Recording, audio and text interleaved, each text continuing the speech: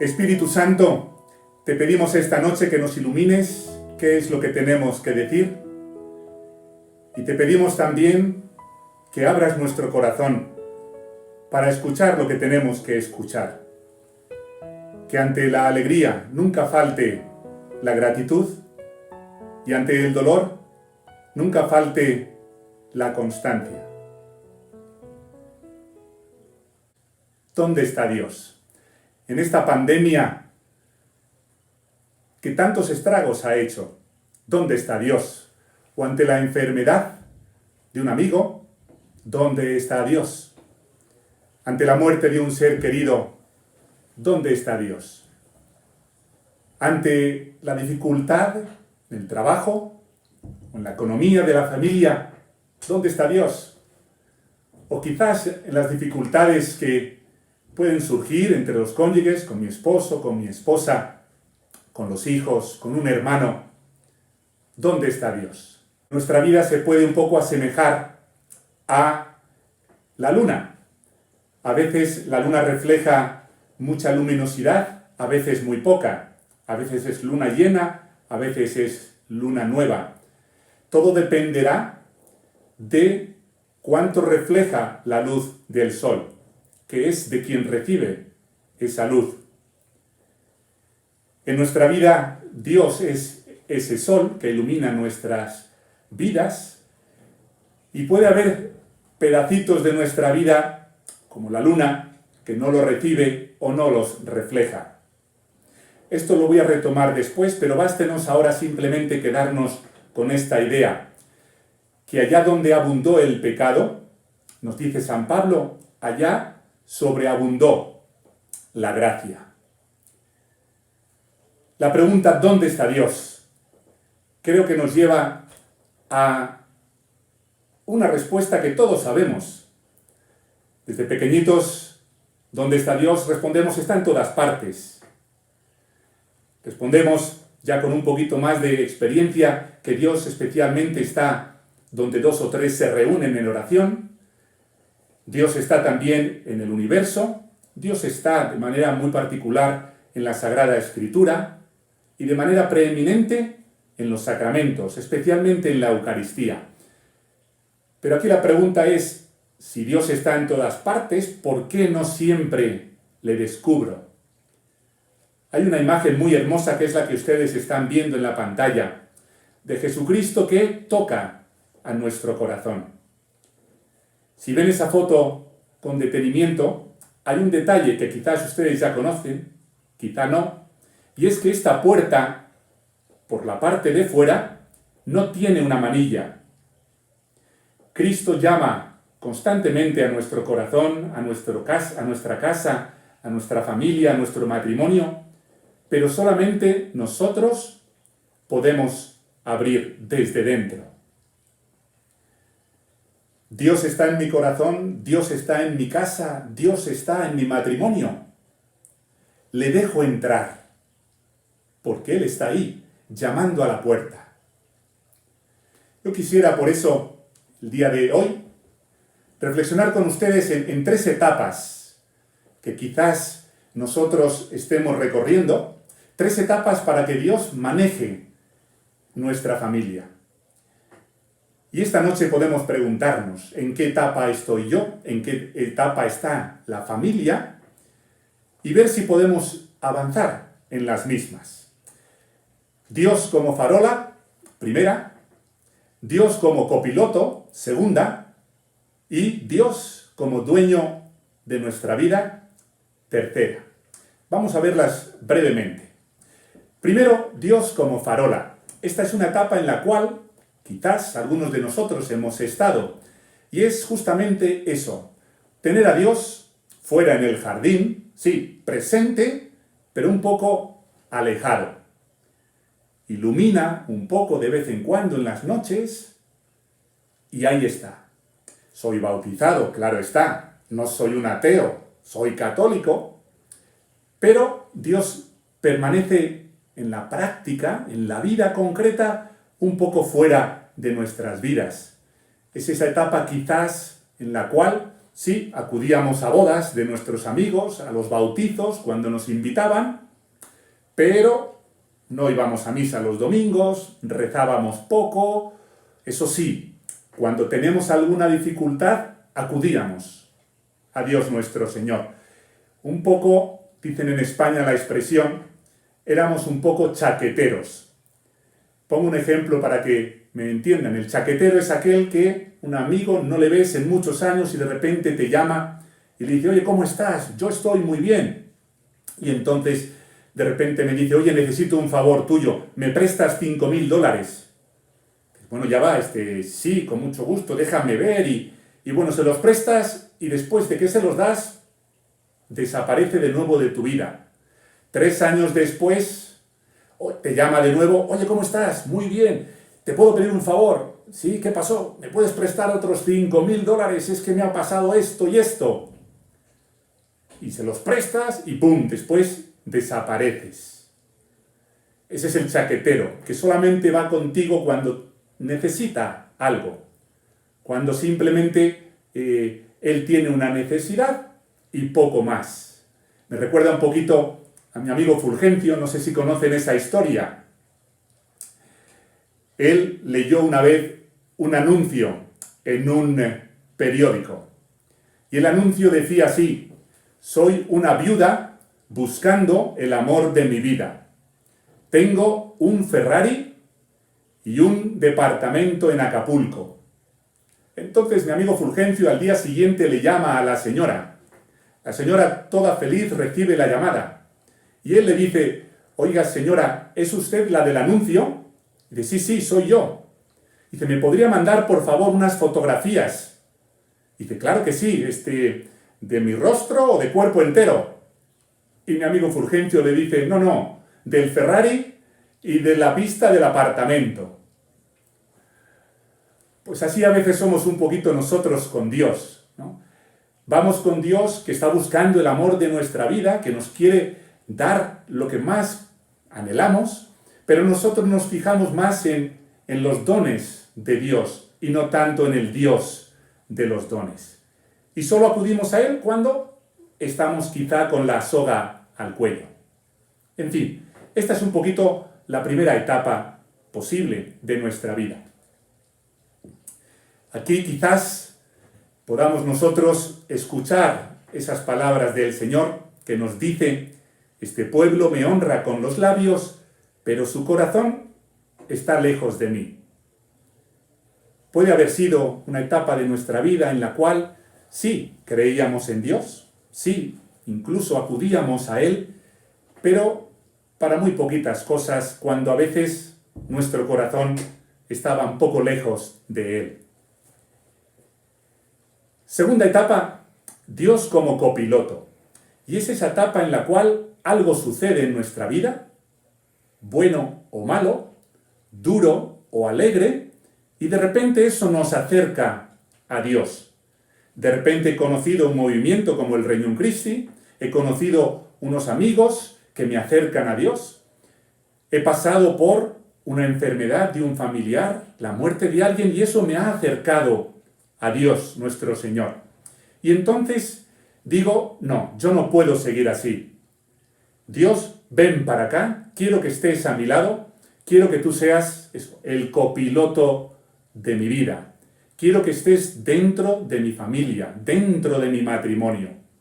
Y entonces es esa etapa en la cual rezamos más, vamos más frecuente a misa, quizá no todos los domingos, vamos siguiendo a algunos padres en las redes sociales, en fin, comenzamos nosotros a tener más relación con Dios nuestro Señor, más cercana.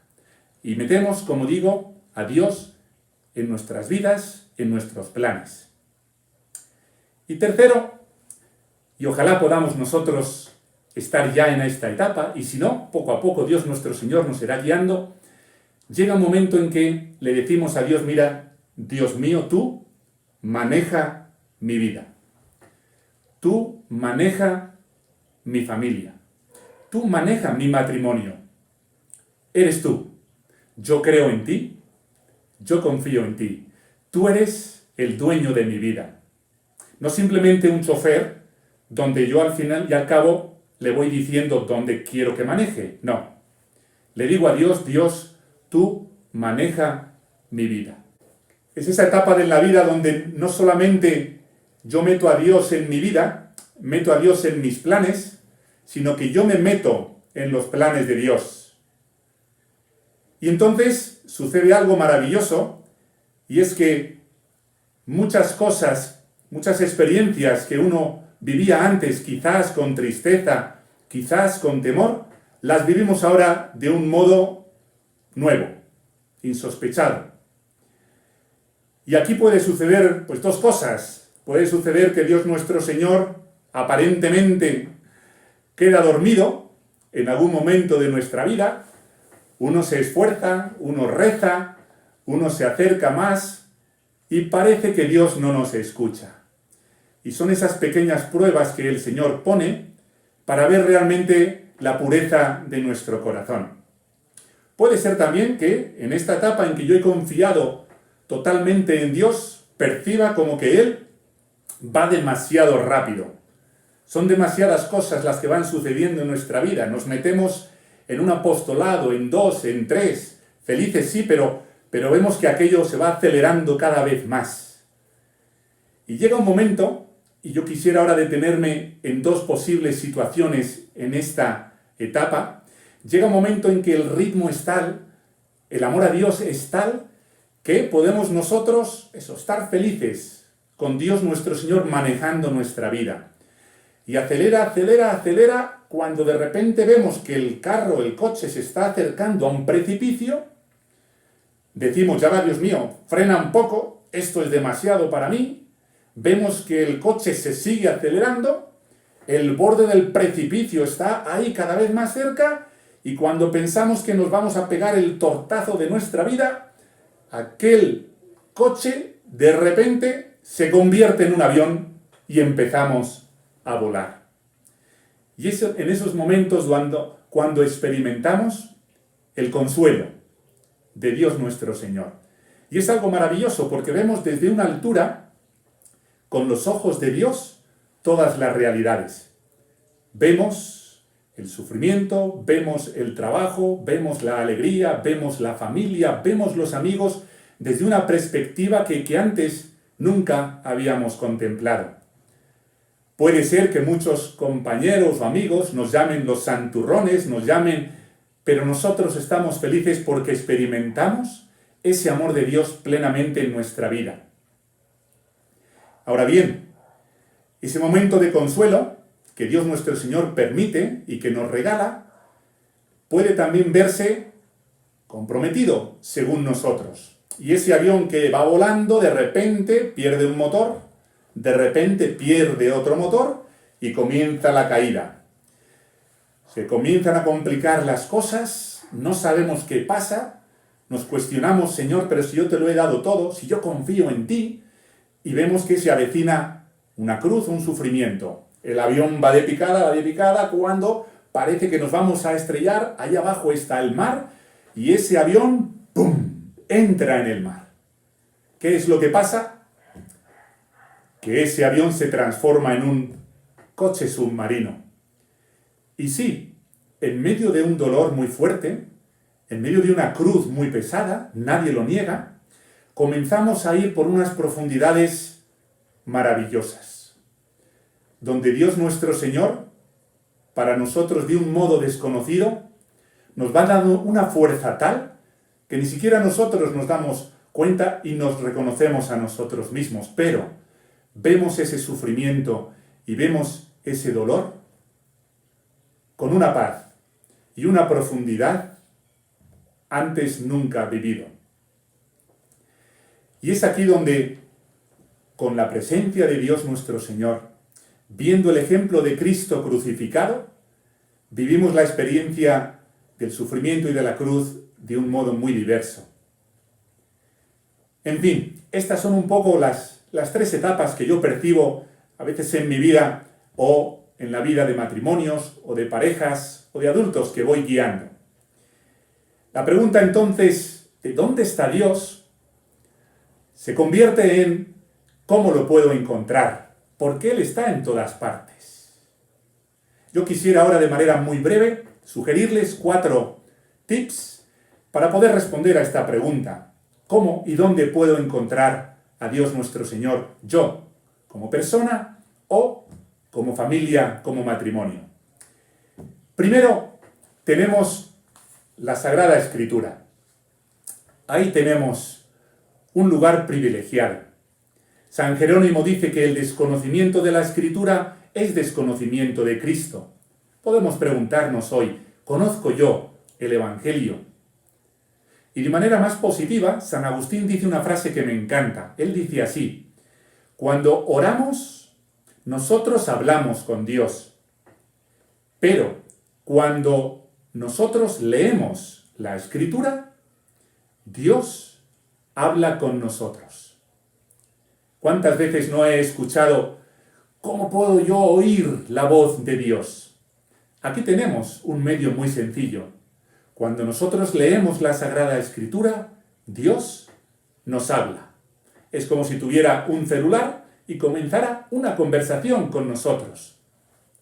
Entonces, una aplicación muy sencilla hoy podría ser para nosotros hacer ese pequeño propósito de todos los días: leer, contemplar, meditar un rato la Sagrada Escritura, ya sea personalmente, ya sea también en familia. Dios nos escucha siempre. Recuerdo ahora esa pequeña anécdota que quizá ustedes también conocen. Estaba ahí el hijo de Fulgencio, Carlitos, y estaba al lado de la cama y comenzó a rezar gritándole a Dios: Papá Dios, te prometo portarme bien si la abuela me regala la bicicleta que me gusta.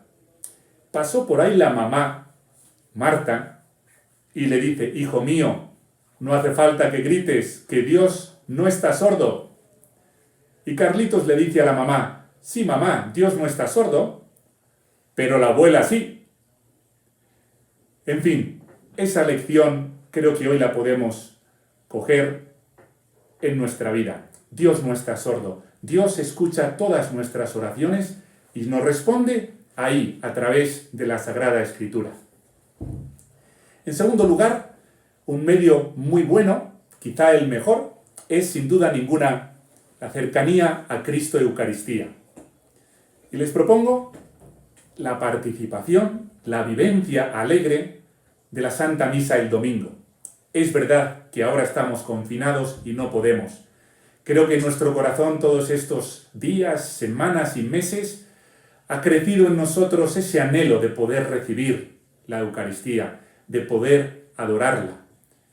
Ojalá que cuando podamos volver a la normalidad, este también sea uno de los grandes propósitos. Acudir a Cristo Eucaristía. Y no solo, digámoslo así, cada uno en particular, también en familia. Había unos mártires, o hubo unos mártires allá en el norte de África que lo tenían muy claro. Ellos decían: no hay domingo sin Eucaristía. Y cuando se acercaba el peligro de sus mismas vidas, cantaban y se decían unos a otros: sin la Eucaristía no podemos.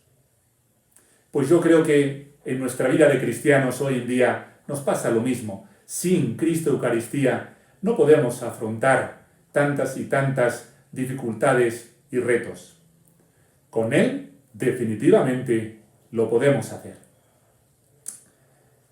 En tercer lugar, que quisiera proponerles, para acercar todavía más a nuestra vida, a Dios nuestro Señor y a la Santísima Virgen María, de abrir esa puerta para que ellos entren, que no se queden allá afuera como esa farola, es que tengan ustedes como familia una fiesta al año, la que ustedes quieran, pero que la celebren por todo lo alto y que la celebren en familia. No sé, creo que allá en Colombia está el 9 de julio, la Virgen de Chiquinquirá. Aquí en Venezuela es muy famosa la Virgen de la Divina Pastora, el 14 de enero. Sé que en España, en Estados Unidos, el 8 de diciembre, la Inmaculada es una gran fiesta. En México, el 12 de diciembre, la Virgen de Guadalupe. En fin, ustedes escojan una, que a ustedes como familia les tenga y la tengan muy en el corazón. Y en esa fiesta, ustedes deciden si se van en peregrinación 1 o 2 días, un fin de semana, si se quedan en casa, que desde el primer momento del día haya una buena música por toda la casa, que ese día haya un menú especial, que tengan una actividad también extraordinaria, no sé, comprar pizzas y tumbarse en el piso y ver una película. Quizá puedan renovar su consagración, como lo pueden hacer mañana, ¿no?, fiesta del Sagrado Corazón, o hacer una consagración a la Santísima Virgen María, en fin, lo que ustedes quieran, pero que sea una fiesta familiar que todo el mundo esté anhelando que llegue. Pueden pedir sugerencias a los demás para que entre todos ese día sea muy especial. Y en cuarto lugar, quisiera sugerirles el director espiritual. ¿Cuánto ayuda en nuestra vida personal? ¿Cuánto ayuda en nuestra vida matrimonial tener a alguien que nos ayuda y que nos guíe? Es curioso cómo a nivel de la salud física, pues todos tenemos siempre un médico de confianza. En nuestro trabajo hoy en día es muy común el coaching, ¿no? Ya sea coaching para hacer deporte, y vamos al gimnasio y ahí hay un entrenador que nos guía, ya sea en el trabajo, en la empresa. Y yo pregunto, ¿y para mi vida espiritual? ¿Tenemos a alguien que nos ayude? Muy adecuadamente se puede y se debe pedir ese consejo. Me refiero a pedir ese consejo y ese aviso para crecer, no solamente para resolver problemas. Y aquí, ¿cuánto ayuda en nuestra vida, como digo, tener una consagrada, tener a un sacerdote, tener incluso algún matrimonio de confianza y experimentado que nos pueda guiar? Entonces, aquí les dejo estos 4 medios que nos puedan ayudar para encontrar a Dios en nuestra vida, sabiendo que Dios está ahí. Ojalá estos nos puedan ayudar. Y yo, ahora sí, antes de pasarles a las preguntas, quisiera decir un salmo muy hermoso con ustedes e invitarles a que ustedes también puedan en algún momento recitarlo. Se trata del Salmo 129. Es un salmo en que el salmista percibe la presencia de Dios.